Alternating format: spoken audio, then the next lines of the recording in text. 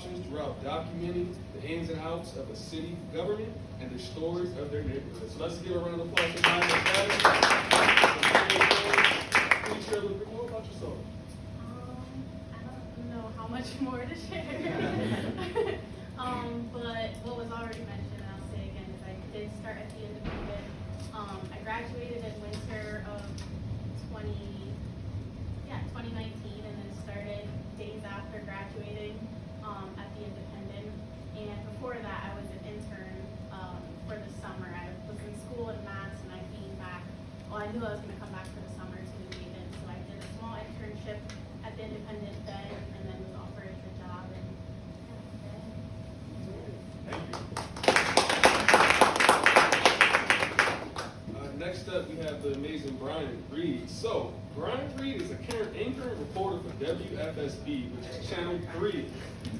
There's a little rivalry between our two gentlemen here at the stations. He has been with the station since 2022 and anchors the weekend. And he anchors on weekend evenings. Before Connecticut, Brian was reporting in Pittsburgh for 2 years, where he won an Emmy Award, and before that, reported in Wilmington, North Carolina. Brian is from Charlotte, North Carolina, and I'm a little jealous about his Emmy, but congrats on that. And now, the floor is yours, Brian. First of all, hi everybody. hi. Yeah, I'm just really excited to be here throughout my news journey. I've had a chance to cover things on a local scale. I don't know if you all remember the bridge collapse that happened in Pittsburgh. That was major news. That's where the Emmy's from, actually. I've also had the opportunity to cover things on a global scale. I had a chance to cover the Olympics. So this journey is just really taking me everywhere. I love it. There's so much more to that's going to be happening in years to come. But really looking forward to talking with you all tonight. And thanks for being here. Thank you. And last but certainly not least, we have Mr. Chuck Carter. Chuck is a veteran news executive with nearly 30 years of major market experience developing award-winning television newscasts. He is currently the news director for WTNH here in Connecticut. His broadcasting journey started in Boston and continued with stops at 13 television stations across the country. Very well traveled, nice. Those stops included news management positions at the nation's top television markets in New York, Philadelphia, Houston, and Pittsburgh. Chuck is a 4-time Emmy Award winner. He is also the recipient of the prestigious McDonald's Black Media Legends Trailblazer Award. He is credited with increasing viewer ratings and market share. Everyone, Mr. Chuck Carter. Thank you. It's a pleasure to be here. I hope to share some information that can enlighten all of you. My journey has been, as you heard, it's been really vast. I've been all over the country, and most places that I had my stops, I was the only in the newsroom. I was the only African American. I kind of rose to the ranks. Interesting to know that my career started at TNH, at News 8, at the lowest possible position you can have in the newsroom, which was a production assistant at the time. That was almost 35 years ago. So I've kind of rose to the ranks. I've been back in Connecticut several times. I leave, I come back, I leave, I come back. So I'm back now again. I've been there about 6 years now. So it's a pleasure to be here with you guys. And if you have any questions, please let us know. We can answer them for you. But it's a pleasure. All right. Let's give her a round of applause. So I'd like to have some fun. This will be free flowing. So I'm gonna put some pressure on you right now. Favorite city? Because now you're in Connecticut. So are you gonna, I gotta tell you, I think my stop in Jacksonville, Florida was kind of cool. Pittsburgh was interesting. There was a lot to do in those two cities. So I'm probably gonna go with Jacksonville. All right, there we go. Well, you have some more time here to kind of win you over. Yes. But first question, I'm going to start with you, Maya. Ladies first. What are the obstacles that you have faced and had to overcome to get where you are today? I guess to not take forever.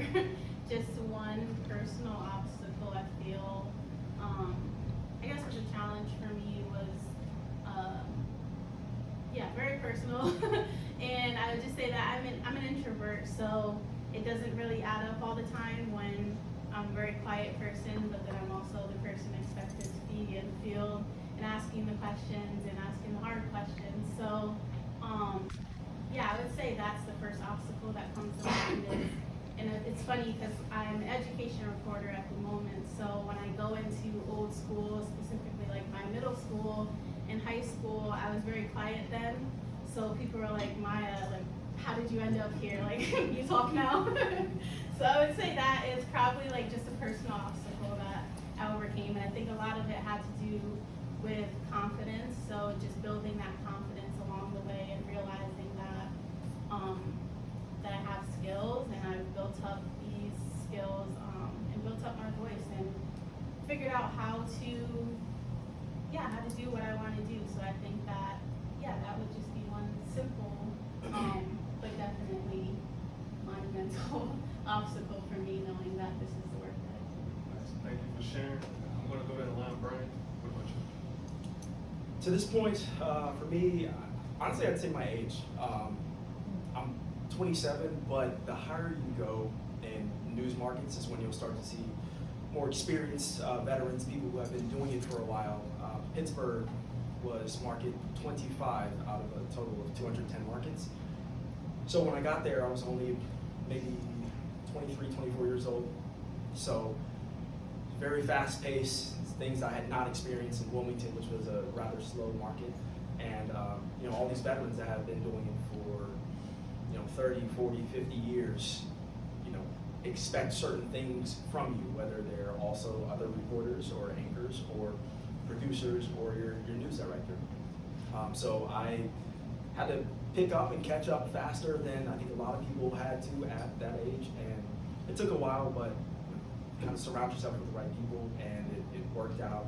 Getting a little bit of a mentor here and there that happened to be one of those veterans really helped me out. But it took a little bit for me to get used to that environment, and being around people who already had families and grandkids and expected so much. And but it was all worth my while, and I'm here now with that experience and everything that I learned from there that has really pushed me to where I am. Nice, very nice. Oh, to be 27 again. Yes. Enjoy. Some people say I live 25, so I'm gonna go with that. But same thing for you, Chuck. What obstacles have you had to overcome? I don't think I had many obstacles. I think that probably one of the biggest obstacles, because I've been in so many stations around the country, was just kind of relocating to a brand new city, trying to understand the environment, the people. It was always a challenge going to a new city, which for me, because I grew up in the business as a producer, so for me it was, going to an area, learning the area really well, trying to figure out what's happening, what's not happening. That was really the only obstacle. I had sort of an expectation that wherever I went, I knew that as an African American, I had to do well and I had to be different. And so that resulted in the way I produced newscasts. My newscasts had to stick out because I was the only one in the newsroom that was African American. So for probably out of the 13 or 14 stations I worked at, I would say a good chunk of that was in newsrooms where I was the only. So, that takes a little, you gotta have a little assimilate to the culture. You have to kind of, just understand what's happening around you. I've been in areas where I was the only African American in the town of Cadillac, Michigan. My name was on the front page of a paper, and I was trying to figure out how to get my picture and my name in the paper above the fold. And so, you walk down the street, they're like, "Hey, Chuck, you're the guy at the station, right?" I don't know these people. So, that was quite a lot for me. I enjoyed it, though. I enjoyed every level of it. I kind of moved really quickly. But, and I'm sure we're going to get to this at some point, because there are a lot of people, African Americans, and I know Brian has had his stint reporting. I would strongly urge African Americans to become producers, not talent. Because for me, it opened up a lot of opportunities, and I'm sure we'll get to that. I'm stepping ahead a little bit, but it opened up a lot of opportunities, and eventually it will open up an opportunity for you to perform some kind of management role. As a reporter, it'll take you a little longer, but if you're a producer, and then an executive producer, and as you continue to go up the ranks, then you become an assistant news director, and a news director.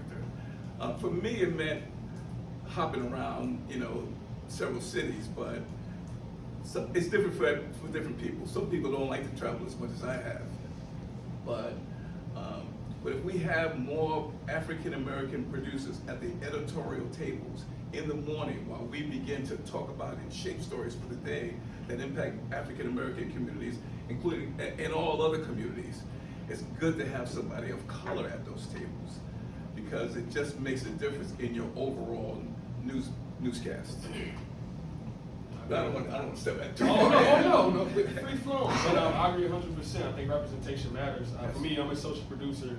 At one point, I thought, like, do I want to be in front of the camera? But I feel like I found the lane behind the camera, and my goal is to become a producer. But I think that's very important because you're the one who shaped these stories, and we need. I was just talking with some of our guests, and it's important to cover stories of the Black community and cover it in the right way, and not have someone who doesn't understand the culture try to tell a story and don't do it any justice. Let me tell you a quick story. So we had a story about, I think it was 2 years ago, where there was a shooting. A white guy walked into a church, I believe in North Carolina, and shot a bunch of people. Did anybody remember that story? It was a terrible story. And it was at an AME church. Charleston, South Carolina. There you go. So I'm in the newsroom now with young white reporters, young white producers. There was probably about 4 of them in the room. And one producer was bold enough, and I gave him a little kudos for this. He said, "What is AME? I don't even know what AME is. What does it stand for?" So that was for me an opportunity to say, this is why newsrooms need to be diversified. Because you don't know what that is. Now, of course, I told him what it was, but it's another reason why newsrooms need to be diversified, particularly with producers. It's really key, really key. I'm very, there's a lot of crime in Connecticut. I feel like I'm not watching the whole thing. I'm a little crazy, but there's a lot of crime, and we cover, all stations cover crime here in Connecticut. Yeah, and that's the opinion for most people. They feel like we cover too much crime. And unfortunately, there's a lot of crime in African American neighborhoods. Waterbury, New Haven, Hartford, all the major cities here. So for me, it's about, listen, if 3 or 4 people get shot, I'm gonna cover that story. But what is it? Can we dig a little deeper? Is there some community group that's doing something impactful to help young kids take a turn or teach them some different things? So those are the stories that I'm really interested in. Some stories you just gotta cover because they are those stories. And if it impacts your neighborhood, you're gonna wanna know about that. But can we dig deeper? That's the key. Can we do something different than just go to the crime scene? Because what I hear most is, you only come to my neighborhood when the police take you. Well, then work with me. How can we do that? How can we do something better? So. Yes, sir. My next question, is it harder for journalists of color to find jobs in news markets these days? And I'll speak briefly. I think, sad, may rest in peace, but during the George Floyd movement, there was a lot of guilt, and I felt like it was easy for people of color to get jobs. Where now we're seeing that guilt is run out, and now the term DEI is getting thrown around. But I would love to hear from all 3 of you. I'll start with you, Brian. Do you think it's harder for journalists of color to find jobs in news markets these days? I think it depends. Honestly, I think it depends on where you are, because there are some areas that you're just not going to see a lot of journalists of color. Connecticut is one of them, in my opinion. Before coming here, had no intention of stepping foot anywhere above New York. But it was, I was at a convention where our Black morning anchor at the time, we met, and he talked about the opportunity, and I got that opportunity. I don't think it's hard to a degree because there are some people, Black men in news are a commodity. A lot of people are looking for Black men to be some sort of representation. But the problem is, it's part of that issue is that you're looking for it for a particular reason, not just because I deserve this position because of my background and the stories that I tell. So I think it depends on where you are. If you go to different cities. If you go to Charlotte, if you go to Houston, you'll see that it's not an issue at all because you turn the channel and you're liable to see black woman, black man, Hispanic, it doesn't matter. So I think it definitely depends on where you are. I think that some of us are considered a commodity depending on what you do specifically.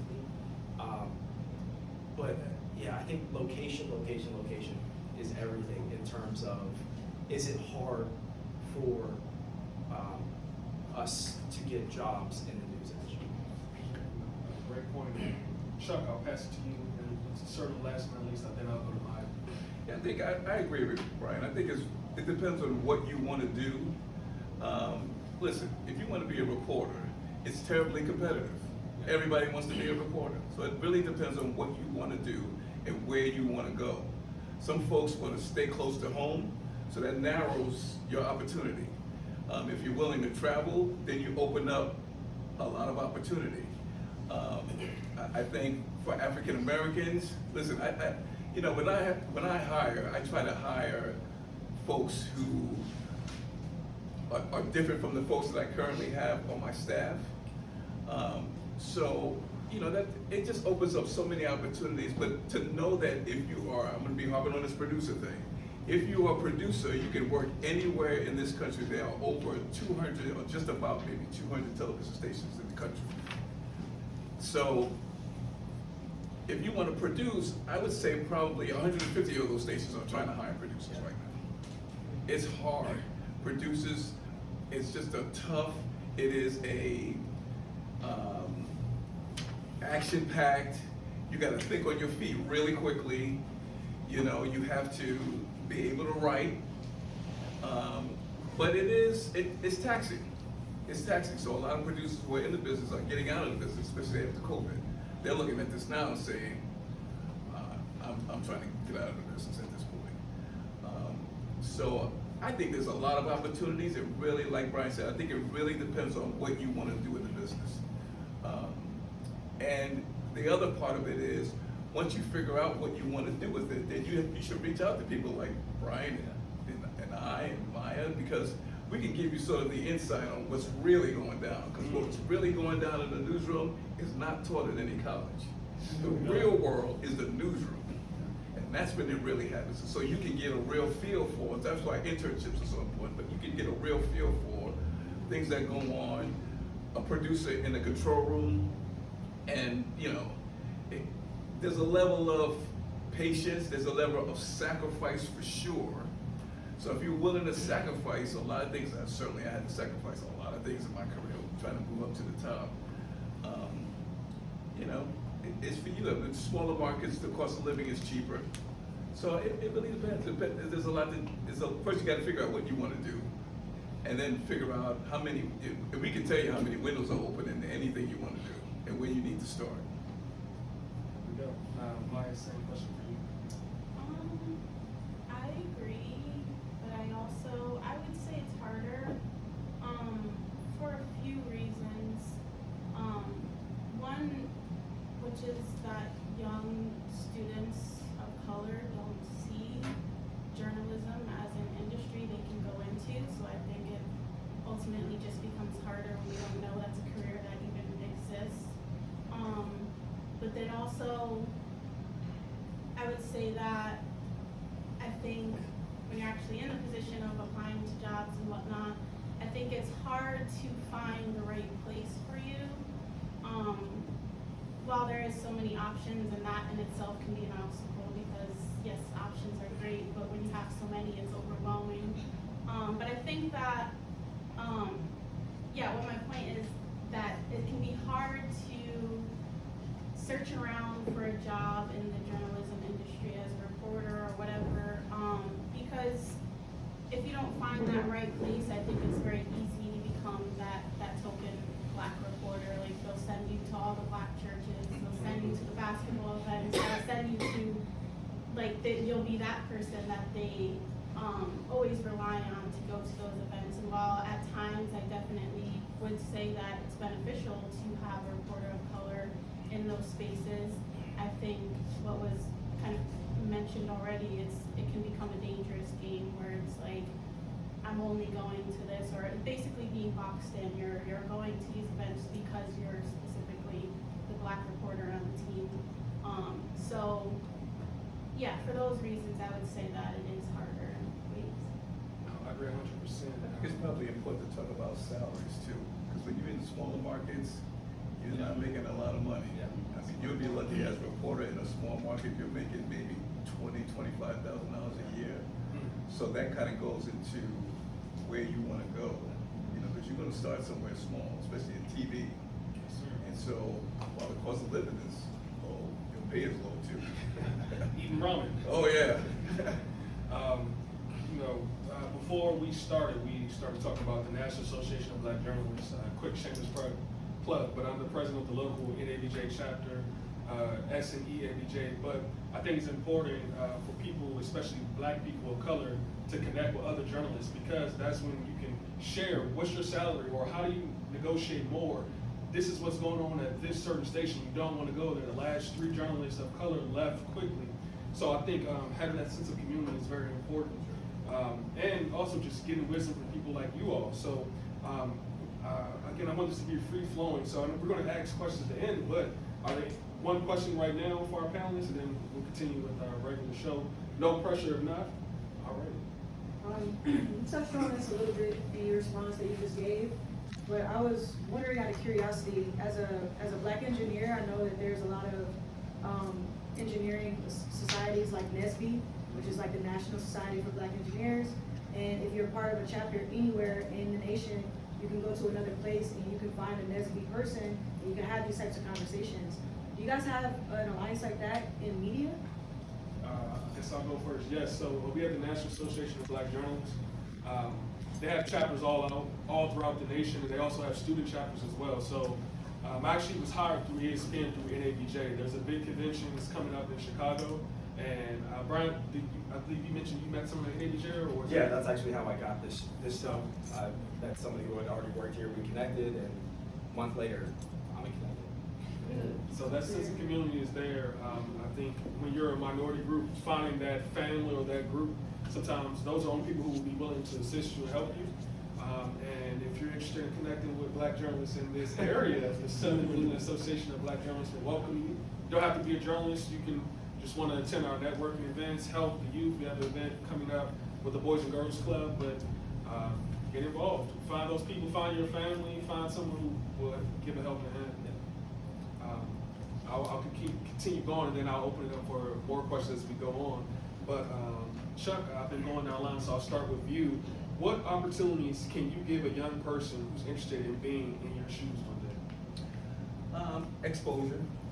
I think it's, and I think I've invited my man over here to the station a couple times, Yeah. but it's exposure. And actually, I think the last time I saw you, you invited somebody else to come in. Yeah, one of our interns. Yeah, so listen, I think exposure is really key. When you see a newscast on the air and you're in the control room, you're in the studio when it's all happening, it can kind of shape you, and hopefully it's something that you won't forget. So exposure is key. That's probably the simplest thing that I can probably tell you. I think doing well in school is also key, but more importantly, the most important thing is once you get to college, get an internship. Get an internship. Here's my struggle. My struggle is to make sure that African Americans are in these internship programs at different colleges so that they can really get a taste of what it is to be in the news business. So, and what we do is we allow the interns to come in. If you're interested in reporting, we'll hook you up with a reporter so you can go out and cover a story with the reporter. If it's engineering, if it's sports, whatever it is. In fact, the photographer you see back there was an intern at TNH. And he did such a good job because he had a passion. We said, hey, we need to hire that guy. That was an internship. So, you know, I think it's just, I think that's why exposure is so important. And I think at that time young folks are beginning to shape who they are, what they want to do, and if you can play a role in any of that, then, and I try to be open to any phone calls or LinkedIn when people reach out and say, hey, can you look at my tape? I'm open to that because I feel like at this point in my career, it's time for me to really give back. Because I didn't really have this. What you guys have is great. I didn't have that, so I had to kind of grow up in the business by myself. And I've learned from bumps and scrapes and bruises how to deal and handle. So now in my career, I feel like it's time for me to give back, which is why I'm so hooked up with NABJ.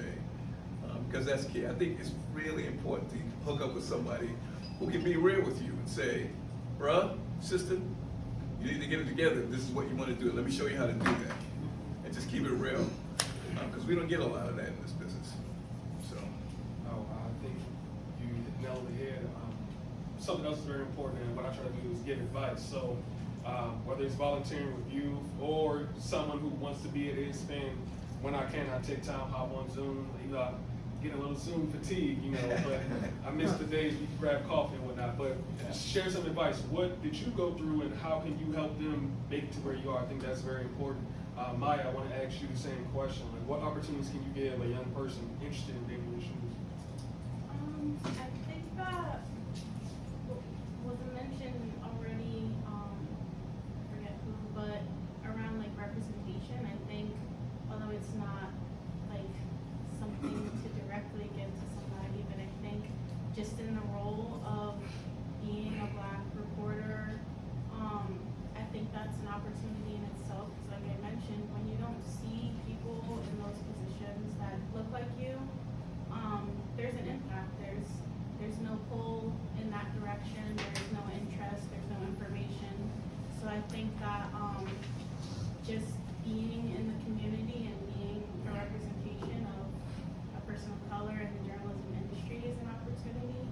But also, as an education reporter, what was already mentioned earlier, that I'm doing some work to build up a program for young kids that isn't necessarily only geared towards kind of making a bunch of mini journalists, but I think that the other half of that is journalism and reporting exposes you to a lot. I feel like right now, if I wanted to stop reporting, I have connections with engineers, I have connections with entrepreneurs, I have connections with the mayor and a bunch of so many different facets and careers, and I feel like that's something that really draws me to journalism, and I want to bring that to young people. That it doesn't have to, it can be a starter career, it can be just something that you do on the side or whatever it is, something that you think you're interested in but you're not. But I think ultimately, if it's not the route for you, or if it is, you're still going to get that knowledge piece and that networking piece of, hey, I interviewed you that one time and I want to make a connection, can we go for coffee or something like that? And I think that it's a lot easier when you're covering a small community and they know you and whatnot. But I would say, yeah, that's an opportunity that I've been doing at community centers, and I want to build up more because I think that it's an important thing to bring to young people, just the exposure and the experience to more than just what we typically see career-wise. I love that. And as you mentioned, just the representation. I think seeing someone that looks like you gives the youth hope. I know a lot of times in sports, people really admire Stuart Scott, may he rest in peace, because he looked like them. He spoke like we speak, sometimes some slang and whatnot. I'm going to be very professional, not using slang tonight, I hope. But I think it's important. It's encouraging. I know for me, when I saw a Black producer at ESPN, that encouraged me because sometimes you feel like, can I even make it to that level? Everyone is a white male, or a few women sprinkled in, but they're all white. But seeing someone that looks like you definitely gives you a sense of encouragement. And I think it's important. So thank you three for being examples to encourage our youth and paying it forward. You know, I'm going to continue, and now I'm going to start with you, Maya. Sadly, it's 2024. Why are we still fighting for diversity? I'm going to take a little bit of an easy escape route. I think that the point of representation kind of tackles a lot of that. Well, I guess more obviously, there's still things that need to be solved and addressed. So that's a fight in itself that needs to continue. But I also think fighting for because, like what has already been mentioned, I think we underestimate how valuable representation is, especially for our young kids now. They're growing up, and me partially, like in that social media age where you're sitting at home and you're watching a streamer who's making millions of dollars or a YouTuber, and that's your representation. I think there's a lot of questions of why kids are the way they are and they do the things they do, but I think it becomes obvious when you see what their representation is. So, yeah, I would just continue to hone in on that point of it's a fight worth fighting for and continuing to fight for because representation is key. Excellent point. Brian, I'll ask you the same thing. Why are we still fighting for diversity? There's not enough us in the places that need to be. There's not enough us in the higher up positions, and we can, when there are, Chuck, for example, it's an effort to say, okay, we need more people of color to fill whatever role it is. And I was actually just telling Chuck when we were speaking before this started that when I was in Pittsburgh, we had our assistant news director she was a black woman. You don't see that very often. But when she got into that role, that position, she pulled me to the side and said, hey, like, I want to bring in more people that are, like us, people of color. I want to start doing more stories that are in black communities. That is more than just, as Chuck said, that it's more than just, we're here because there's yellow tape up. And sometimes those stories are not the lead story of newscasts, and they may not be at first, but that's also okay because it's little steps that get a community recognized, that get people of color recognized, and then that can always improve from there. And that same assistant news director is now the news director at a station in Indianapolis. So she's making strides, but I don't think that all of us have always had the ability to make said strides to be in that position, whether it is a lead producer or a news director or a black anchor. So I think that's one of the reasons why, at least in the news industry, I won't even say just the news industry, I think everywhere, there's not, well, that's the reason why we're still fighting representation and diversity all across the country, is because there's not enough of us in leadership positions. So that's my take. 100%. Chuck, you mentioned this multiple times, but having people behind the scenes can help bring more people in. You mentioned being a producer, that can lead to having a leadership role. Having people in a leadership role can then help us get these wonderful opportunities. But same thing, why do you think we're fighting And while I totally agree with Brian, because I totally believe that, I'm going to take a sort of a naive approach a little bit, because I think that, when I first started in this business, the Urban League put out a yearly report to talk a little bit about diversity in media. And so that was 35 years ago. So my question now is, if we're still fighting, what weapon are we using? I just don't feel like it's a fight. I really don't feel like it's a fight, but that's just my personal opinion because of what I've been through. I think we need to question whether this is really a fight, or is this just, you can see in the entertainment business, in news and media, I don't really hear or see this fight. Now, diversity clearly is an issue, so I get that.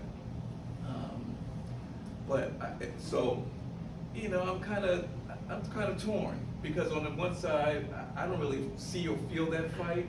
On the other side, I'm in the role now of the business of television news. Before I was just a reporter. Now I'm in the business of budgets. I'm in the business of hiring, contracts, and all of those things. So now, for me, with this journalistic background, now I'm in the business. Now I'm a businessman. I'm not a journalist anymore. Like I'm bridging both things. And so I understand diversity. I think it's really key. I got to be honest with you. diversity, probably, if you look back on my career, was one of the reasons why I skipped around to a number of different stations around the country, because I was the only. So I benefited from diversity. Because most newsrooms are made up of white women who are producers. So and then here I come. So, and most people, when they see me, they're like, oh, he's an opposing brother from Harlem. That's who I am. That's who I am. I'm not imposing, but, so I'm different. I'm different. I think my makeup is different. My experience has been different. But I just don't feel like there was a fight for diversity. And somebody may mention it every now and then, and to be honest with you, especially when I have to hire talent, I think what's interesting is, in this day of hairstyles, you know, I'll see an African-American sister, and usually what happens is they have a reel, and Brian knows this well, they have a reel that they send me, so I can take a look at how they look, how they sound, how they write. Her reel will tell me everything, because she's been on camera before. And so my experience has been sitting so once I figure out exactly who I want to hire, maybe it's an African-American sister, then I sit down with usually a general manager or vice president who is white, normally, for the most part. And first of all, her hair is up, then it's down, then it's long, then it's short, then it's braided. And so for me, what has happened to me has been, you know, these general managers will say, okay, she's pretty good, Chuck, but which one are we gonna get?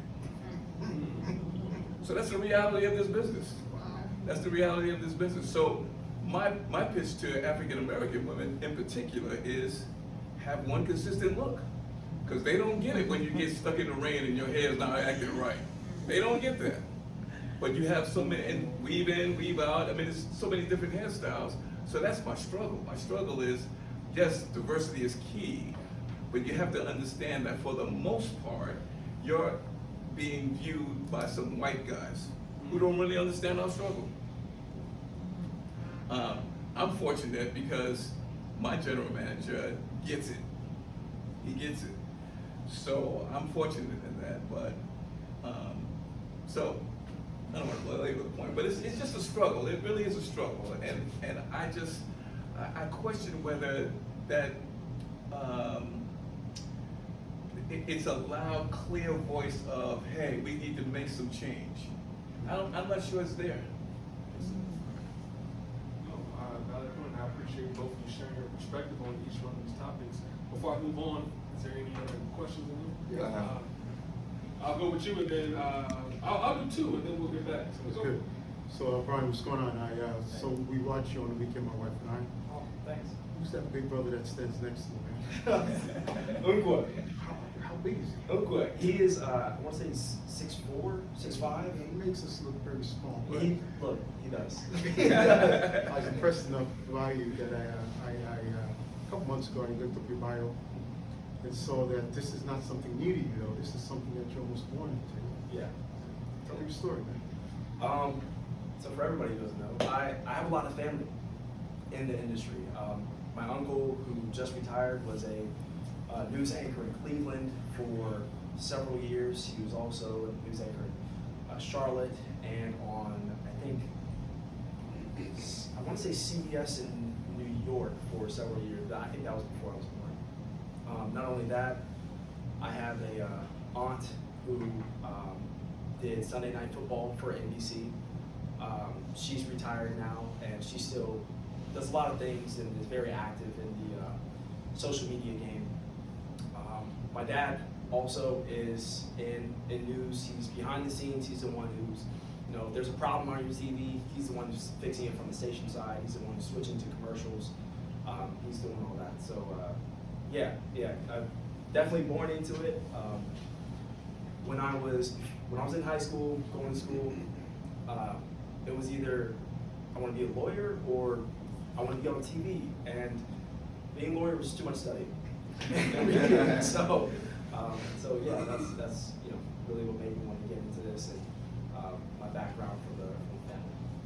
Nice. And think this Q&A is very important, so I'm gonna take several questions. Dan, Yes, so Mr. Carter, can you explain what a TV reel is for our audience that don't know what a TV reel is? Sure. So a TV, when I have an opening for a reporter, what the reel is really a resume, a video resume of their reporting skills. So you'll have them, usually they're at another station, so what they'll do is they'll put a compilation of different stories on their reel, because it's important for me to, one, see what you look like, two, see how you sound, and three, if you can write. And how do you, usually there's a couple of live shots. You guys know what live shots are, right? So there's usually, I'm reporting live from wherever. You have a couple of those on there. I got that right, Brian? So that's really your first entrance into the station. So if I have an opening, I'll get hundreds of reels. And I mean, at this point in my career, I can determine really quickly what I like and don't like. And you have really just a few seconds to figure out. You better put your best stuff up front, because you only have a few seconds to win me over or I move on. And some people are represented by agents. So agents will send you reels as well. But really, it's just a compilation of your work. It's like a resume, but it's a video resume. go for it. Yeah, I just wanted to take a moment to acknowledge somebody in the room. This is Tom Ficklin, who's really been a giant in the media industry in New Haven. He was the editor for the New Haven Inner City News for probably 15 years or so, and really made that prominent. It's now at the radio station, and I think attended Yale Divinity School, but now I believe you're an alderman as well at this point. But Tom has been just a really important person, I think, in the community over the years. So Tom, I just want to acknowledge your coming. There was one price that Paul charged me for him to say that, then called me later and he wanted an additional bonus, so you've earned your additional bonus. Thank you for joining us. It's a pleasure to have you with us. Yes. Yeah, I have a question for you, Chuck. Relating back to what you said about the reels and viewing reels of sisters, and you made a point that you don't really see the fight. So how do you disassociate there not being a fight for women of color to get into those spaces if she writes well, she speaks well, she looks the part, but because she changes her hair, that disqualifies her. So how do you disassociate that from being a struggle and a fight for women of color to get in those spaces? Yes, I do.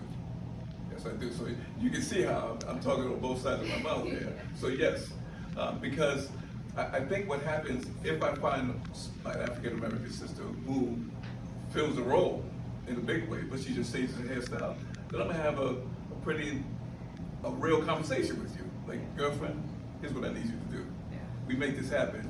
Just be consistent with me for just a little bit, and keep it real. Just keep it real. But I guess my advantage is I know this. And so for the white news director, they don't know that. So they will disassociate. I know the struggle. So when I present that sister to my white vice president, my message to him is, stay with me on this one, because she's worth it. Ooh, Stay with me. that's unfortunate. Yeah. That's really unfortunate. I worked for almost a decade for a predominantly white organization, and I changed my hair a lot. They know I changed my hair a lot because I have to, and that's a struggle. Oh yeah, I gotta tell you, I've heard that probably a handful of times from white vice presidents. Yeah. Which one am I gonna get? You know, and that's when you gotta break it down. Yeah, that's why it's important to have people like you in those positions. Oh, absolutely. Because if I think you can fill a role, I'm pushing. Yeah. I'm pushing. Even if you say to me, Chuck, all right, figure it out. That's all I need to know. You give me the green light, I'm gonna make it work. But in the end, it's really about keeping it real with everyone. Like, I'm always honest. If you say anything about me, I'm always honest. If I think you need to, now listen, I'm not gonna get into changing your hairstyle every day and what you wear and do all that. I'm just gonna tell you that I need just a consistent look, just at least until you're here a couple of months, if you change your hairstyle, you change your hairstyle. I'm gonna flow with it. You know what I mean? But I gotta get you in the door. That's the key. I think it's important. You're talking about that barrier. It's not you, but you know how people in the seats above you are viewing. And I just want to emphasize that sometimes we're not aware of the conversations that are happening in the back room, and I think we need someone to tell you what's really happening, what's really going on. They're judging you because of this. So I get it, like you said, but then you applying to another job and there's a white news director and everyone else is white, they may not understand it. It's important to at least know that's something that they consider. But go for it. I understand exactly what you're saying, but isn't that a part of the problem? That we have to assimilate in order to get into the door? That may be why you're not seeing as many people push towards the journalism, because they don't want to feel like they have to change, in essence, a part of who they are in order to do the role. If I can do the job, if I can report, if I can write, if I can do the job, then how my hair is shouldn't matter. You're absolutely right. That's my battle. You're absolutely right. So what do we do? So if I may, I would like to transition, because obviously all the women in the room right now.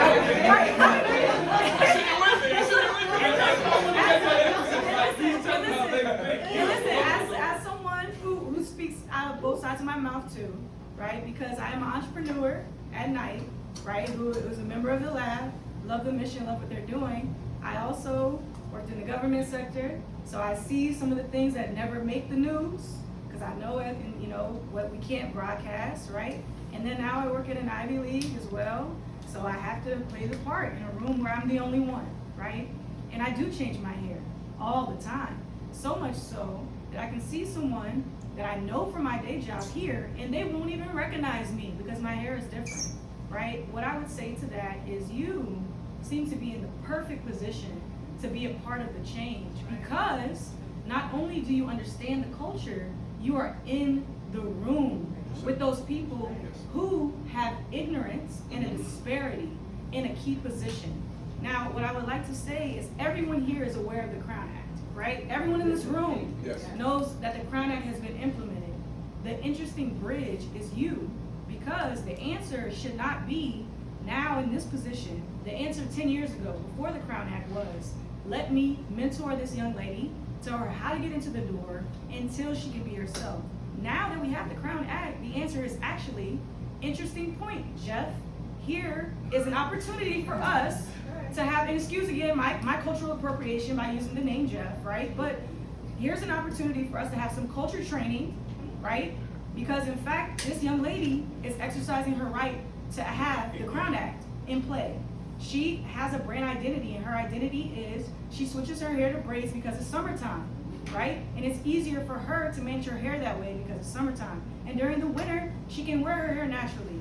And this is something I would love to teach you in a quick brown bag, 30-minute culture diversity DEI thing that someone else is getting paid to do in Ivy Leagues all the time. We have this culture training at my Ivy League, and it is important that we allow those people to come in and have those brown bags because of this. This moves everyone in the room. Sure. It does, and you're right? You have been doing this for so long that you know how to get her in the room. But the fact is, you don't have to lift it that heavy anymore because we have the Crown Act, and we do have the culture training. Yeah. You know. Listen, I think this is a sensitive topic for all of us, including me. I think that what I can do best is operate in my own sphere of influence, right? So as I deal with these different general managers, part of my whole cultural awareness to them is being real with them. So, you know, and I think people like, you need to see more people like me who can speak honestly and openly to a general manager or vice president, and even as you climb up the ladder to VPs and regional VPs, it goes further than just on the local level. It's you know, I know it's a sensitive topic. I totally get it, and a lot more sisters these days, and brothers for that matter, are wearing their hair natural now. It was actually a big deal at NMBJ. So it's becoming a really big deal because some sisters now are going natural, brothers too, no makeup, all of that. Be who you are, that's what I say. Be who you are. If that's who you are, cool. If I can get you in the door, now, my hope is that it's not just about what you look like, but it's also about how you perform, given the opportunity. So, Correct, and I'm not trying to, I wasn't trying to be. I don't want you to attack me. aggressive on you, right? I don't want you to feel attacked. I'm saying, No, sir, I understand. I'm saying you have an interesting opportunity here. Yes. Instead of you telling them that it is the same person, right? Or implying that the sister changed who she is, you can tell them we need to have some culture training, because it's clear to me that there is a cultural disparity right now in this hiring process. Sure. And then they can take that idea, run it up the chain, and you don't, it's not your job to be the DEI ambassador just because you're the only one in the room. You tell them, hey, there's training for this. We need that. Because you're the only one that has a seat in that room. I appreciate that. I think I'm also fortunate to know that I have an African-American sister who runs our human resources department. There you go. She can come in and do it. Yes. So listen, I know the struggle. She knows the struggle. This is sister from Brooklyn. She knows the struggle. We all know the struggle. And I think what we try to do is make a difference as best we can, again, with our own sphere of influence. So what you're saying is absolutely right. Listen, I just want to make sure that the doors are open for all people. Yeah, they're not paying you a double salary. Hey, I wish they would. I think it's important. That's why I wanted to. I was trying to put a disclaimer because I know that's a sensitive topic. But two things came to mind. One, just last week, there's a reporter in Minnesota who wore cornrows for the first time, a black male. He wore cornrows for the first time, and he was worried about it. But that's something that people in the media have to deal with a lot, because even if your news director approves it or you want to try an afro, cornrows, everyone you work with are fine, but sadly, it's another layer to that. You start receiving hate on Twitter, on all types of social media, and email. So I know another person that switched to the natural hair, and everyone in her company championed it and they welcomed it. But it still bothered her because she started receiving a ton of mail and email saying, hey, I don't like you did that. And then people's true racist side comes out. So even if your company signs off, it's more to do with it. And like, it's a fight, but it can be a lot and it's stressful. So what you're saying is completely correct, but I think it's a bigger thing that goes to the viewers, and it's deep. Well, I gotta interrupt you here, because that is synonymous to when the NBA you couldn't wear tats, right? Right. Ivan Allison, Ivan, he changed all that, right? Yeah. But it was just a matter of people getting accustomed to it. So, but if you don't fight against it, if you don't go against the status quo, then guess what? Things will remain the same. And So- again, to your point, right? When you have that happen, right? Because you're like, there's more issues. You guys know the other issues, right? So you partner with his sister, and you tell them, when we allow these women, to be who they are, and we implement the culture training, now we have to protect them. How do we protect them? We implement those retaliations that HR have. Because there are retaliations for prejudices in the hiring processes. Because we're in the age where those acts that you guys champion are now in practice. And our job as the youth in media is to be the champions for the change, not endorse the discrimination and prejudices that still exist at the higher ups, because we do not own the networks yet. Because I believe very strongly that people like you who keep climbing the ladder will go high enough because they're tired of having to fight that fight. Until that happens though, that's the other part. Like, what are we doing to protect the Crown Act when it's being implemented? Well, it's For good those that people. it's good that TNH at least has a voice in it, right? Not knowing about any of the other networks, but Chuck, as soon as you hit that, this is my expectation. But it's not uncommon. But Yeah. the good thing is that there is a voice in the room, Yeah. and you can get those people in the door. And unfortunately, and it is unfortunate. And I'm bald head. I show I'm good to go, right? But when you got the trades and you got the natural, you got all that jazz, people they're still just not accustomed to it. And that fight is never going to go away. I hate to say it, but the fight is never going to go away. But if we got somebody in the room that can help with that battle, I think it's good. I think it's a good I step. think the other part of it, and I hear what you're saying, I think it's very important. I don't think I've ever been in a city with viewers who have such racist attitudes here in Connecticut. It is I've had this guy during the George Floyd incident. I had a guy who was calling me repeatedly, got a hold of my cell phone the whole deal. He was like, you know, I know you're African American. I see you on LinkedIn. I'm coming to your office and I'm gonna shoot you. And I said, okay, well, I usually get up at 7:30, 8 o'clock. You know, the entrance to the TNH, just meet me there and I'll walk out and we can talk about this. Like, you know, the racist attitudes here in Connecticut is so beyond what I've ever experienced in any other city. It's really interesting. Not afraid to speak out, not afraid to curse you out. And my message to them is, we can have an adult conversation, but if you want to curse at me, I'm hanging the phone up. I've hung up on a lot of people. It's just a racist environment. It's really interesting. I just have a comment. I think that black people are so misunderstood. People are racist because they don't know us. They haven't, if you're the only one in the room, you've never had to interact with a black person. You don't know who we are. We as the people know you because you've been forced on us our whole life. And so because they don't know us, and this is why the media is so important that we tell our stories. We need more. If you only see black people in crime, then that's what you think of them. You don't know the person next door. You don't know this young lady who's other than you. You don't know that young brother that's mentoring another brother.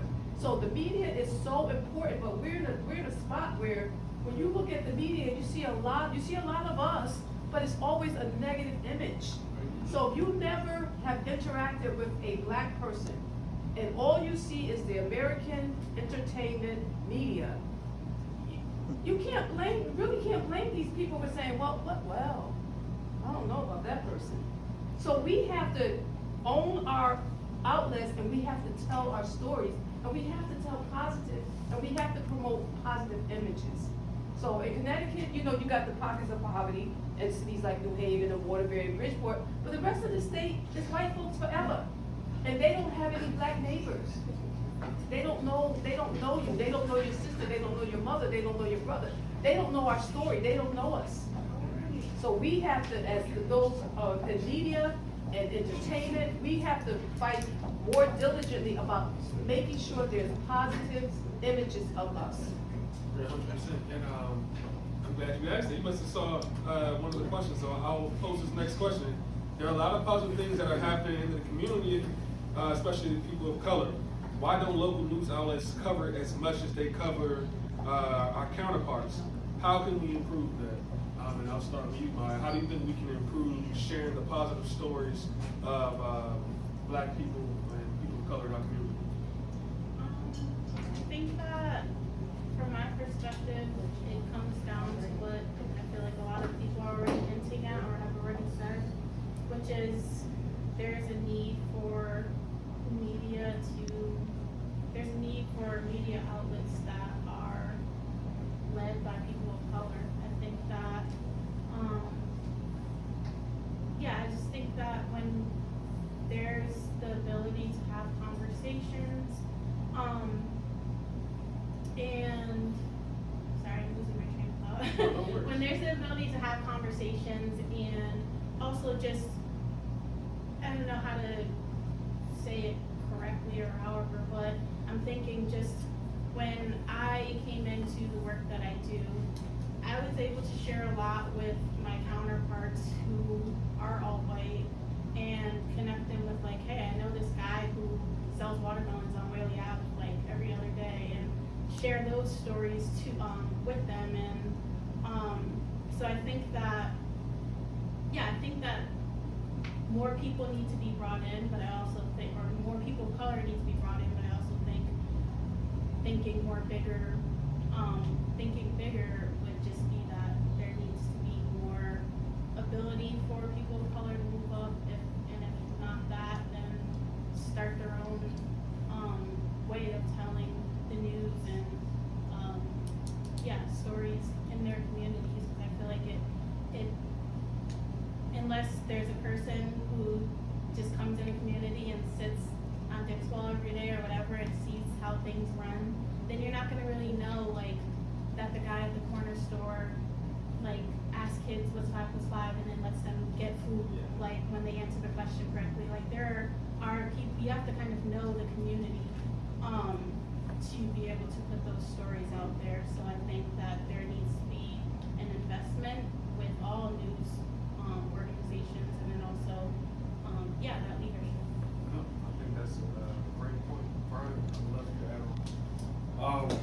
I'll say this, if any of you have any story ideas, take down my number, take down my email after this, because as a reporter, we are always asking for story ideas, because we get a lot of our stories off of social media, Facebook, Twitter sometimes, things of that nature, of people emailing in saying, hey, I have this event going on, or hey, you know, like you said, there's somebody who asks kids school questions and gives them food. Like, people email in and tell us a lot about that, or they'll call or text phones and you know, tell us about things that they have going on. That's how Daniel got in touch with me, because we did a story one time, and then he kept reaching out to me after that.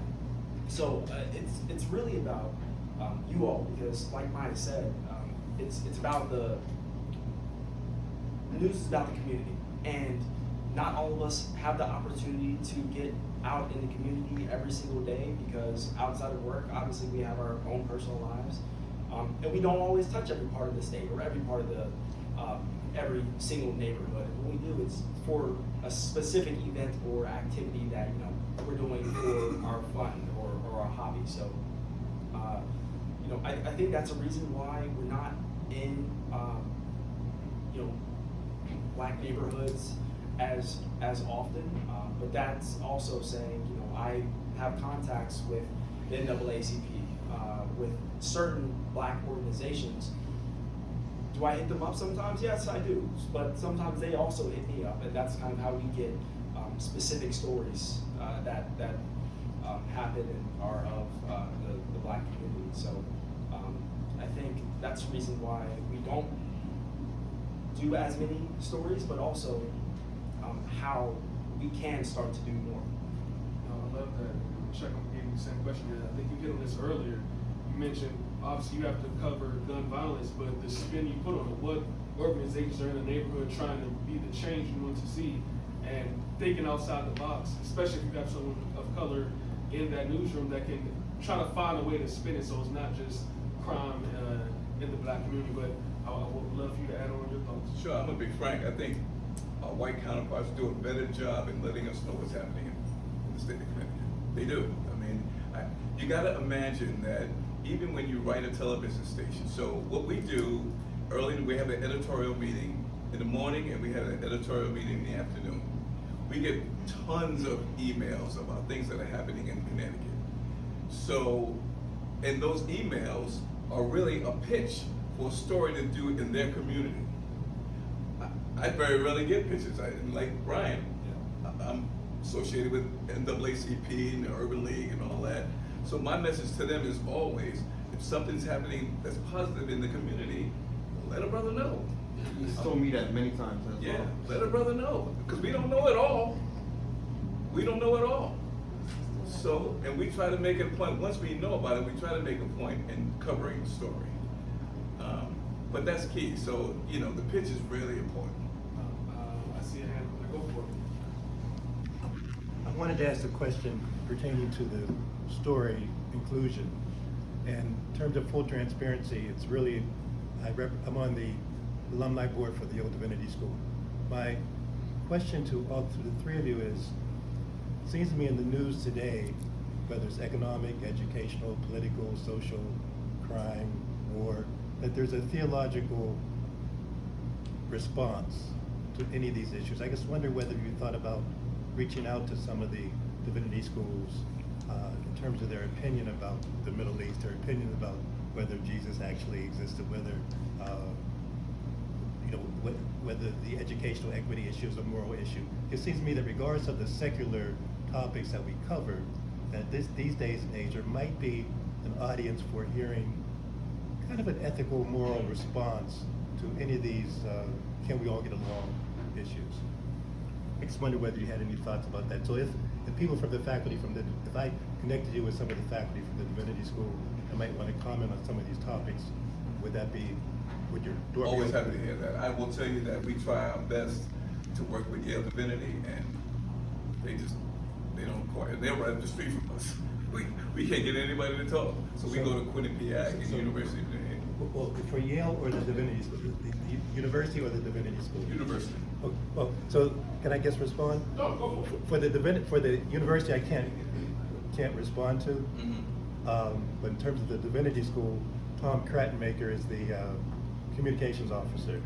And I spoke to him last week, told him I would possibly see you because he'd like to kind of have some tea or some coffee, just to kind of chat. So I would think in terms of that, at least that one school, I'm pretty comfortable that we have we've already established a conduit. Mhm. So Oh, listen, I'm open to it. I'll be in touch. I'm definitely open to it. I know we're getting close to the end, so I'll quickly answer one of the questions we had down. How can NABJ serve as a resource to news organizations for journalists of color who are looking for jobs in the New Haven area? So for NABJ, they do a great job of connecting people. So the convention, well, a lot of companies are there, and when you go to NABJ, we know that the company is looking for diversity because they're there. So I think that's one way they help. But then also at the local level, our chapter, we send out jobs reports. So we have several organizations or companies in the area, and normally they'll reach out to the local NABJ chapter because they want some diversity, and then we'll share it with our members. So I know Dan, you're now on the emails, but when we send our jobs report out, if anyone wants to get on our email listserv for events, but we also do our jobs report, that's a way that we can help.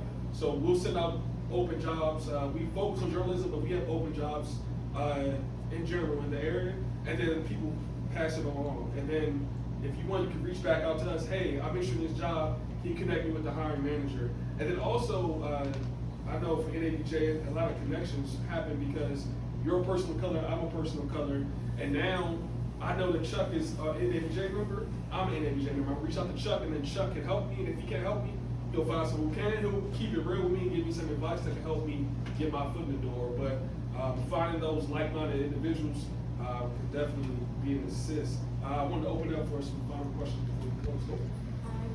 So we were talking earlier about like pitches and people bringing their stories to you. How do you determine based off of those pitches the stories that you're going to go after? What makes the pitch stand out to you? And how soon, let's say, if we were to have an event or something, how soon should we reach out to you in regards to hoping to get some media coverage? Because as we were talking earlier, a lot of the times that we do see in the neighborhoods is for something bad. But you have two Black entrepreneurs here. Many at the lab. Plenty at the lab, yeah. All of us are Who entrepreneurs. love to curate and put on different events to showcase our diversity, our creativity, and our economic power. But a lot of times we don't see you there helping us spread that news. So how can we pitch to you? What's the best way to do it? And what stands out to you?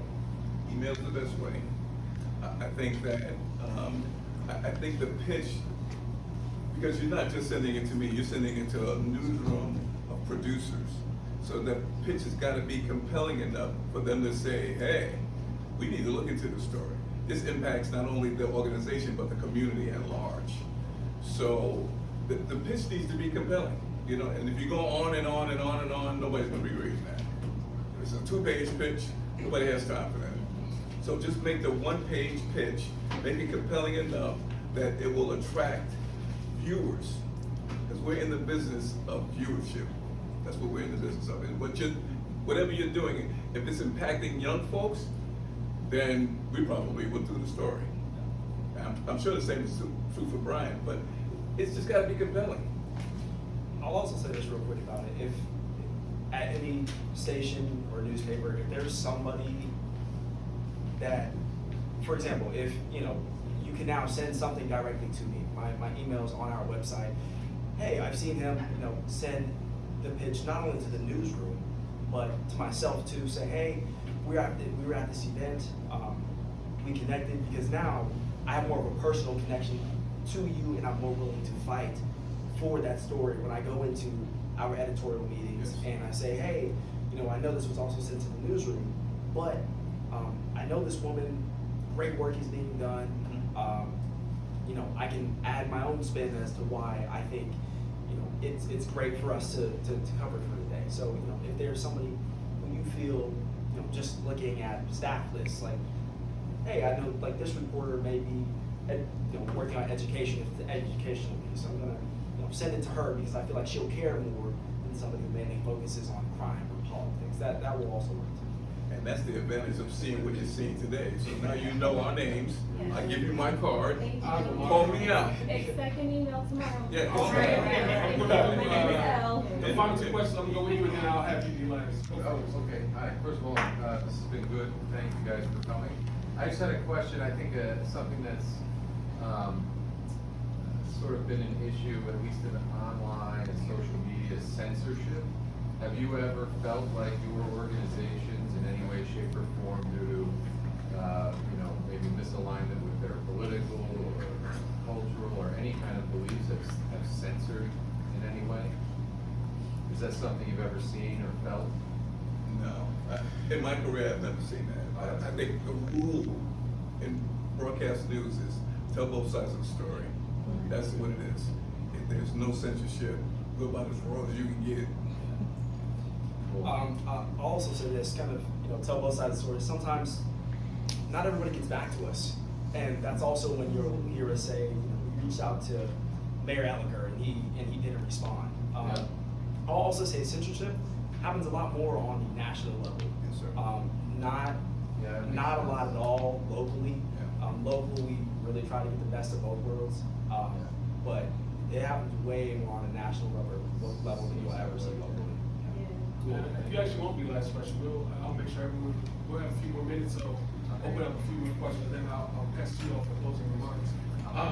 Also, if you all want to put your contact information on the whiteboard, I have a marker, I'll pass it to you, and we can wait at the end, and then you can write it up. We'll go for it. So, again, Chuck, I just want to let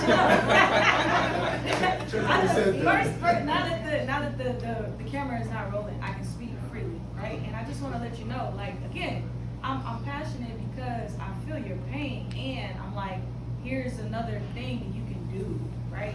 And I'm championing for you, really, because I'm like, you have a seat, Chuck, use it, And I'm like, I know you're using it in the way that you know how, but the way that I told you, which is again challenging them at that point.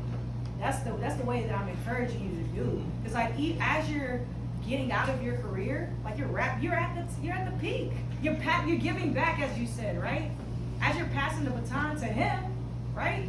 Make it easier for him to not have to lift as much as you lifted by challenging them to not make him do 2 jobs.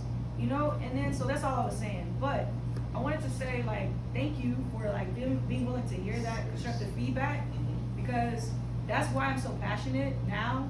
It's like I mentioned that I used to work for the government, so I served on 2 administrations, one of them being the Obama administration, and I was speaking from a lens of a national censorship view. I was in the White House seeing stuff happening, and the news was broadcasting the opposite of what was actually happening during the changeover of the administrations. The most despicable things I've ever seen in my life I saw in the walls of those houses, and I can't even speak about it. So when I'm telling you this is the lens that I'm telling you from. I'm telling you, you have the way to change it because you're at a local level. You can make an impact locally. And the impact that has, to her point, is as the younger news channel people are coming in, and he's making Emmy impacts in the beginning of his career, the next stage for him is to become a national anchor, and then he will have to champion the censorship. When he gets to that point, now he's already made an impact locally. He's already made change locally.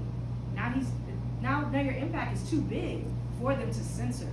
That's how you make the change from the small parts of the community. So when you get to the next phase, there's representation. And there is challenges for the censorship. And what I mean by that is, those things that you're getting from people threatening you, those are threats. On a national level, that is a threat that we have entities in place for to protect you from. And to your point, the reason why this stuff is censored is because it's dangerous to amplify things that inspire and incite change. So when we make it, when I'm championing for you now, because you are he's passing the baton, you too. And you too, no, because you are so passionate about helping the youth. So there's 3 different levels, there's 4, because he's on a whole different lane of what he's doing, right? He's in sports, and I could go for hours about that, right? Because y'all already know the challenges with covering sports stories. He mentioned it about the tattoos. So it's like, y'all have 4 different lanes that y'all can impact right now on 4 different levels. And the reason why I'm saying this is because I could not say it when I was there, but I can say it now because I don't work there, and I'm not really doing nothing but talking to my people right now. I'm telling y'all what I saw, and I'm telling you how you can change it. And it is that simple as you saying, hey, we need some culture training. Because it's not my job to teach you about the culture of black people. That's ignorant. That's prejudice, and that is actually illegal now due to the Crown Act. I don't like that.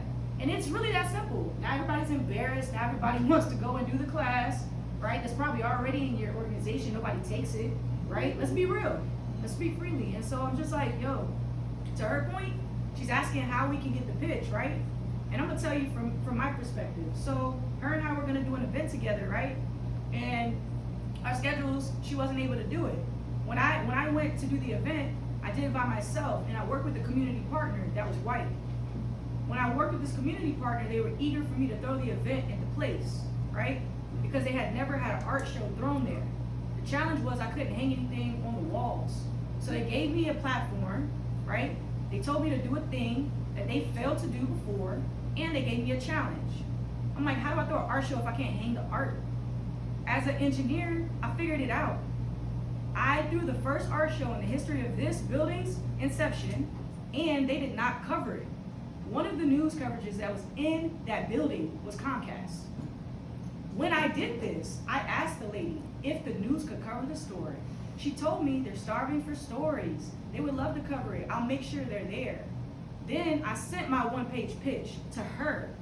My one-page pitch said that I was throwing a highlighting, amplifying black voices curation because it's Women's History Month, and I want to highlight local women of color who are artists with my Yale platform as the co-chair for the Social Justice Committee, and I want them to have the platform to talk about their art and how it inspires and incites change.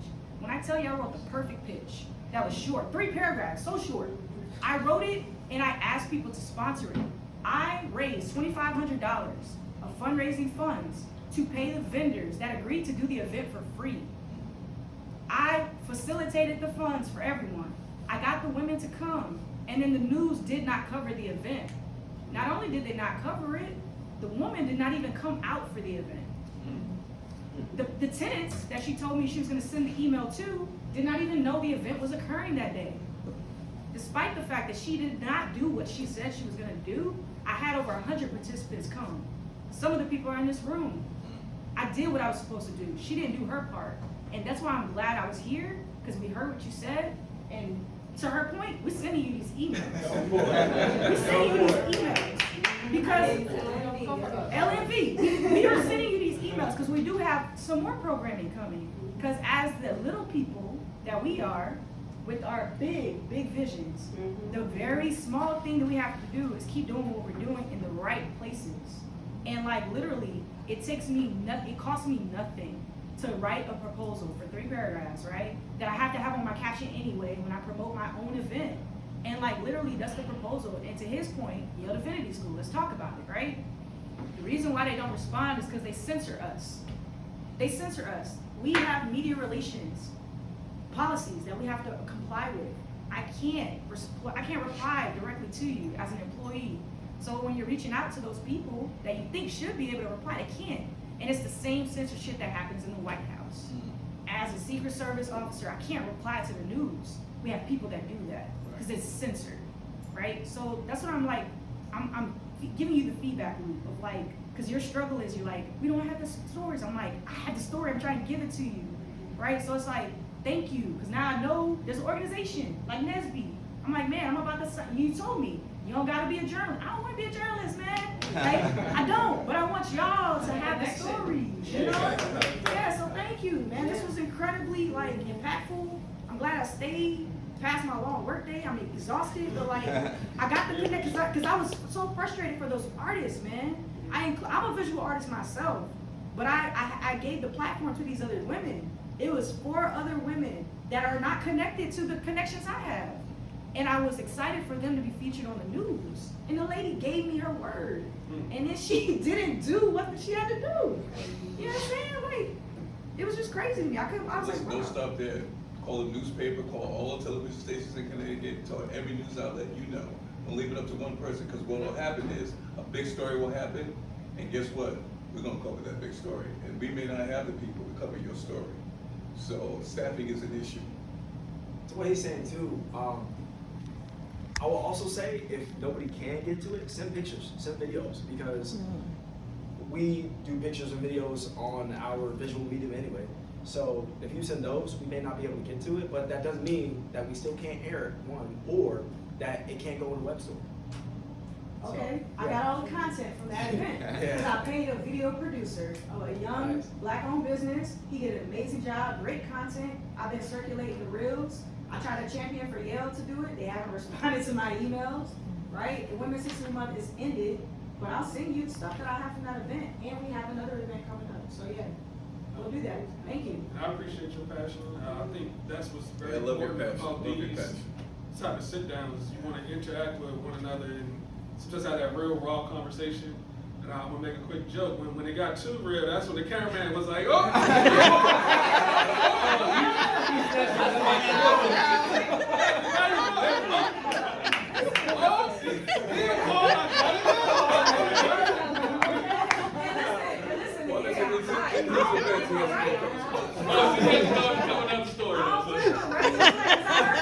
I felt the energy, right? And I heard the sisters like, I don't like that. I don't like that. Why gotta change who I Listen, am? I'm just trying to pay for you my reality. No, it's not reality. Yeah, so that's why I made a joke, you know what I'm Yeah. saying? But it's like, even when I made the joke, like, then I came there with my passion, and you're like, I feel attacked. I'm like, listen, I'm not attacking, I'm giving you a tool. Oh, no, I was just you know? He was joking. I was Yeah. joking. That's what I was like. I was joking. But I no. know, but like the guy, right? We Oh, know, okay, yeah. like, culturally, we know, right? Well, But listen, he was he's like, probably never I been in know. an environment like this before. Right, so- He's brand new, just graduated from college last year. So he probably got scared. They gonna riot in a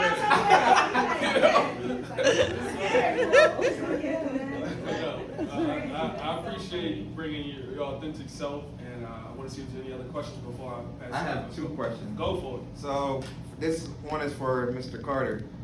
Does the VPs and general managers host cultural trainings on like for you guys? No. There's no cultural training that goes on. On the corporate level, I don't even think it's happening on the corporate level, to be honest. I think everything else is happening on the corporate level, but no. So as a news director, do you host it for your staff, like editors, producers, or? You know, I play a big role in making sure that the producers, because the producers is where the buck stops, helping them to shape our cultural issues and differences. They're the ones who write the stories. They're the ones who select stories. It's really them that tell the stories. Then my second question is, this is for Maya. How many young people serve in the program that you do at the show? It fluctuates. The Shack and West Rock in general is a place that, well, yeah, the Shack is a place that kids mostly come because they need a meal. Like Honda, all their at the community center serves them whatever they want, hot meals, go home with ramen, rotisserie chicken, whatever they want. She's amazing. So it definitely fluctuates. They're working through really getting kids to come for the programs, and not because there's a nice fancy pool table and because they need a meal. But we definitely jump on the opportunity when they do come. So I would say, my cap that for my class is 10 students. So it's not a large class because I'm often going off if they live in Fairhaven or the Ville. I'm going with them when they want to go report on something in their neighborhood. So I need that flexibility to be there for them individually. So the cap is 10, and we do it in 3-month increments. So I would say for this session, it's been at most probably 6 or 7 kids. We haven't reached that cap yet, but like I said, the Shack is working really hard on to get kids to come because they want to learn and want that extra education in whatever field. I got one more question, probably gonna be like 2 more, but how is it for you to be the only person of color at the Independent? Honestly, I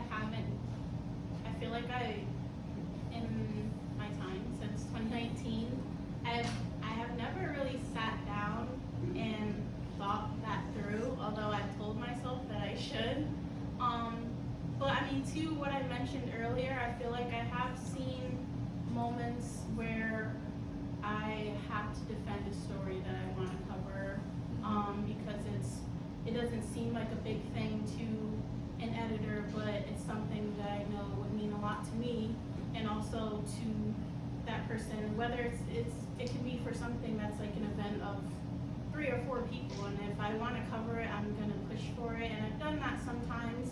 It hasn't happened often, but that is a part of my experience. I think that is typical in a newsroom. You're not gonna always get the stories that you pitch, but yeah, I would say I've regardless had a good time. I wish that there was a larger staff, just in general, because I personally think that like having a city news outlet, like a hyper local news outlet, is really impactful. Like was mentioned earlier, I started the Independent. I don't know why I was very like anal about contacts. I would like delete people's contacts like immediately. But so I started at the Independent with probably like 30 contacts on my phone. Now I probably have like 300. So I think that like that's what community news is you get to connect directly with the people.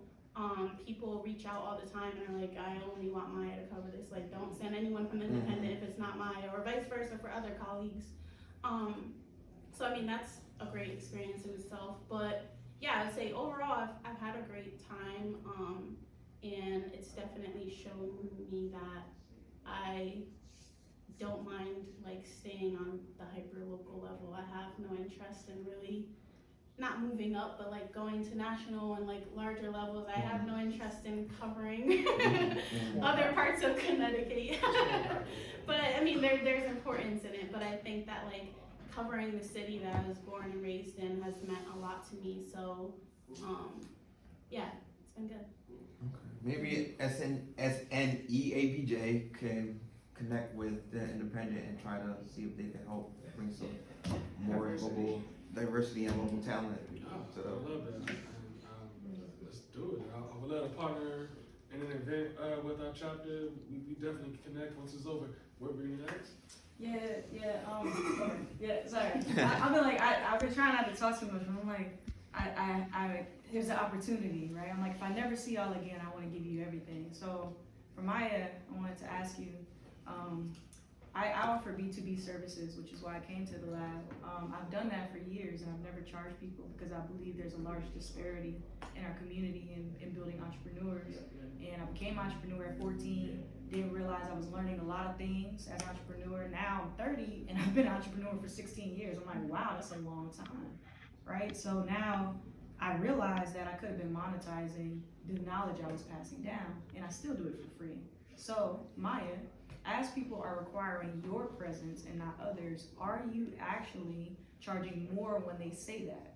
Are you charging a fee for you to come? Because it is making you have to not be in another place, and you need to be monetized for your time. Yeah, I mean, short answer is no. I've given thought at times to doing freelance work. There are like organizations in New Haven that I've fallen in love with just for what they do and the young people they connect with and the knowledge they share. And there are definitely times when I want to freelance a lot more so I can not only support those organizations, but just be a part of the work that they're doing that I admire. So I don't now, I don't do that now, but I don't know, I think part of when people make those specific requests is kind of a part of this conversation that we've been having, which is they want me because I'm the only Black reporter. They feel comfortable, they've had experience with me, whatever it is. Majority of the time I assume that that's a part of it. And so, yeah, I think that just touches on the larger point of if we did have more reporters of color at the Independent, in other places obviously, I think that it wouldn't be as major of a thing, but regardless, it's been something that I've thought of, but I haven't follow through on. Okay, I have one more question for all of you guys. Since you're 4 different entities, 4 different like career stages, I wanted to know at any point of any of your careers, when you were getting ready to cover a groundbreaking story, where you knew it might be controversial and you might receive that type of backlash that you spoke about earlier, were you guys appointed some form of security? Do you have security with you so that you can feel safe to report on that story? So, when I was in Pittsburgh, I got to Pittsburgh a little bit after the George Floyd situation, when people, started rioting, and this when it really transitioned from peaceful protests to, the dangerous rioting. In Pittsburgh, they had security there at a certain point in time. I do know that, but I was in Wilmington when everything was happening. The first day it happened, we did not have security. It was billed to everybody as a peaceful protest. This is what it's going to be. Everything went to hell. It really did. It got violent. I think I maybe got there around 4 p.m. and by 7, windows were being broken. Police were out there, started to pepper spray people. It became a really unsafe environment. At that point, we had a couple more coworkers come, not to be on TV or to write anything, but to be basically to watch everybody's backs. Mm-hmm. And Wilmington is a smaller market, so it's not like you can just get security in a flash like that. Mm-hmm. Come the 2nd, 3rd, 4th day, yeah, we absolutely had security out there. And we had security out there. We were also using unmarked vehicles, which I think a lot of stations have transitioned to at this point, because I think that made people realize, okay, just because we're the news doesn't, it puts a target on our back to a degree sometimes.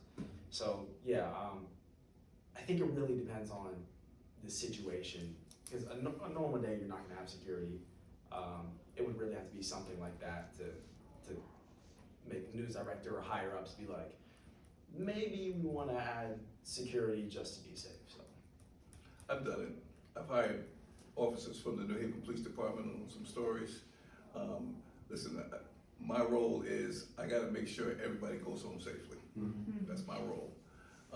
And if there is a protest that usually happens on the weekends, when protests kind of spiral out of control, we scout out the area that Friday. Listen, I don't need anybody shedding blood over these stories. It ain't worth it. So if you feel like, my mantra is, if you feel like you're in jeopardy, leave. Because a minute 30, whatever it takes you to tell that story, is not worth your safety. So there've been a number of times when I hired an officer who, they're very expensive, I gotta say. Oh, yeah, they are. They are. Woo! But I think it's worth it. Rather safety I think it's worth it. I'm sorry? Rather safety or sorry? Absolutely. Absolutely. To add on, from my perspective, I feel slightly conflicted, even thinking about that. From my experience, I haven't covered breaking stories. I don't feel like I've been in dangerous enough situations for the need of security. But large gatherings, very similar, my editor has told me, if you ever feel unsafe, if you feel uncomfortable, whatever it is, always leave. That's their priority. But we have also the Black Lives Matter protests on the highway, outside of the police station, going to things like that. We've tacked on a few more people along the way. We know it's gonna be large. Don't know we're gonna go on the highway, but as soon as that is the direction, we typically, for things like that, have a team of 2. The independent staff, I can count on my hand. And we also just had a reporter leave. So very small staff. I don't think we have the capacity that we probably should. But I also wonder, this is probably a question that I'm throwing back to you, but I'm I don't know how. I know safety obviously is a priority, and I would want my safety to be a priority, but I'm also wondering, in situations like that, if that could potentially be something that makes things more difficult to manage in terms of going into a neighborhood. I imagine it'll probably be something large, but going into something with kind of a posse of security around you, knowing that these people potentially have, certain ways they feel about law enforcement. I think that puts them, that makes them feel some type of way. That would make me feel some type of way, because that's not my intention. And then obviously for law enforcement, it could cause dangers for them as well. So I feel like, I don't know, it makes me wonder a little bit how to do that productively. While I see it as very important, that would be my thoughts. So thank you for sharing that, all of you guys. Very, very, very valuable feedback. I asked because I am in my give back season right now. Even though I'm only 30, I had a similar trajectory to you. I don't have an Emmy or an Oscar or whatever, but I have done some pretty impactful things in the government, and I will never get credit for it here. I got credit for it there, and that was enough for me. And I see the work of the things that I did, and I love that every day. One of the things that I'm doing in my give back is I'm starting a security company, and it is called Wear Protection, because my last name is Wear. And I have a lot of connections with a lot of people who have retired from Secret Service or have protective capacities, and they love picking up small jobs, and so we do the good work still, right? And we can we have the technical expertise, but we don't have to use our clearance, we don't have to work for this person, that person. We're independent contractors. And so I was asking because this conversation really moved me in a way that I saw the threat analysis that is not being done for you guys. And again, what you're doing is very dangerous work, and you do need protection. And to your point, you already know that. And it is expensive because you're hiring people who have a full-time job. So in order for them to do it, they have to charge you their overtime rate. And I know that because my father is one of those people. He was a local police department, cop for, 20-something years, retired from College Park, which is the equivalent of Bridgeport here in Georgia. He retired, went back, became a detective. Now he's a detective. I'm like, Dad, please retire, but whatever. Anyways, to say all that to say, some people can't give up doing the good work, and I'm one of those people. However, I like to shift the way that I do the work because I'm an entrepreneur. And so you guys really got me thinking now that maybe instead of just doing small jobs for people who need persons of interest that need protection, maybe I would focus on strategically partnering with your organization and providing that service, because these people are like me. We're public servants, and we could start initially as a volunteer service. And we again have a very unique set of skills, which is sensitive to what you said. And I actually already thought about that because I work for Secret Service. So one of the things that we do is we do a threat analysis before, similar to what you do. You go in Friday. We would do it probably a week in advance. You know what I mean? We would assess the crime in the area. We would assess the sensitivity with people like you. And then we would go in plain clothes. Plain clothes where you don't know that I'm carrying. Because you don't need to know unless you need to know. So I'm there as a guest. I enjoy your story. I intermingle with the people, but you're being protected as well. And then I leave in an unmarked vehicle. You never know.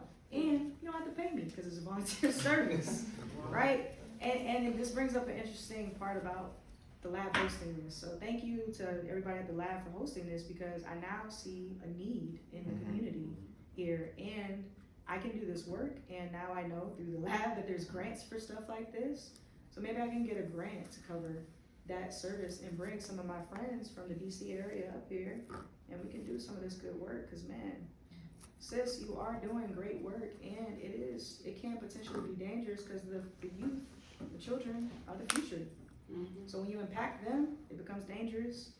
You make too much change, you do too much good work, people take notice, and then stuff happens, right? And before that happens, that's the angle that I have. Before the threat happens, you go in and you mitigate. So this is where you and I can kind of partner, because you mentioned some of those things already. The threat analysis, the backlash of social media. Too easy. Y'all got social media people on your teams. I partner with them, I ask, what type of threats do you receive? How often? From who? Now I develop a list of persons of interest. There's a whole thing I can go down, right? It's like I already wrote the plan and I was just in the meeting, you know? So like, I'm gonna definitely keep you guys tucked in my contacts, and I'm gonna make sure that I launch word protection, and I'll make a couple phone calls tonight and see who would be willing to do this as a volunteer thing, cause man, this is needed. If not, you got one person. I'll do it in my not so spare time. And if they don't answer, you let me know. I got them. Yeah, and as you can see, I blend in, right? That was my blending in. That was the reason why when I was on the Obama administration, I found myself being the only woman as the token that they wanted at Jill Scott's birthday party at the Sidwell School with the girls, because I look young as I don't know what, and I blend in, right? I'm going to Hawaii with Obama because I look Hawaiian, because I'm Filipino and black. Like, I find myself in these rooms and then I can't do the other stuff because it's too important for me to not answer the call because I'm the only brown one, right? And it's like, in my journey of doing that, I ended up in this room. So I would be remiss to see a need and not take action. So like, I would love to, like I said, assist you guys, if not as a guest, to hear how you guys cover these stories, to see how you cover the stories, to further analyze the threat that will come when this becomes impactful, you know? No, I love it. Yeah. Perfect way to end. I wanted to give each of you some closing remarks. So, ladies first. I don't know. Oh, thank you. Here we go. I don't have much more to add. I just think that, yeah, I guess what's already been mentioned is that there needs to be more often, well, I know youth is typically a part of the conversation, but I think looking at young people as just as able to contribute and add to our community. That's one thing that I really want to emphasize and do work towards, which is that young people can tell these stories. Young people should be able to tell their stories, and I think we don't do that enough. Because there's reasons that make sense because they're young and they don't know this or that, or I don't really know. But I think that just moral of the story for me would just be that young people deserve more of a chance to be in these spaces because they're just as capable as anyone else, or the typical person that I guess they think of. I just want to say thank you all. That's all. Thanks for coming out, giving us your time. I loved everybody's passion. I loved the questions that everybody asked and speaking with you, and just the exchanging of knowledge. So thank you. I echo that. I think these kind of things are great. Now you know the people. Yeah. I think that's really key. And to be honest with you, I'm the guy behind the scenes, so I'm like, but I've come to this understanding that these things like this are very important for the community. It's important for black folk, especially, to know who I am, to know that the rest of these folks and what their jobs are, I think is really important. It just provides just another outlet for folks to reach out. So thank you for inviting me. I want to say, as we close, thank you all for the questions. Thank you all for making this interactive. Thank you to Concord. Thank you to Danny for having us. And we'll do a round of applause. I'm going to pass it back over to Danny. So I would like to thank Mr. Carter, Mr. Reed, Ms. McFadden, and Mr. Sellers for being a part of this. This is our first one, and I'm hoping to do more of these so that our community can know what goes on with the reporters and behind the scenes and all that stuff. So I just wanted to give you guys a token of love on behalf of myself and the Concord team. Here you go. Thank you, sir. Thank you.